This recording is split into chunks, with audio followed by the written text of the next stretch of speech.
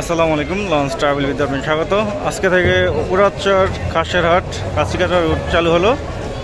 তো আজকে নাইমিম চাইল্ড লঞ্চটি যাবে উপরাচরের উদ্দেশ্যে, রাত 8টায় ছাড়বে। আর আধা ঘন্টা বাকি আছে। সাবেক মেঘনারায়ণী লঞ্চ এটা। তো দেখি আসি কী পরিমাণ যাত্রী হলো, যেহেতু অনেকে অজানা যে আজকে এই রুটটি চালু হবে কিনা, অনেকে জানেও না। তো বিমান লঞ্চ সাবেক মেঘনারায়ণী।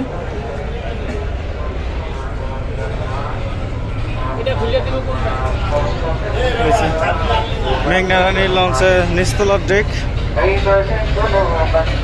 যেহেতু চাঁদপুরের লঞ্চ ছিল, সাইডে বেঞ্চ আছে।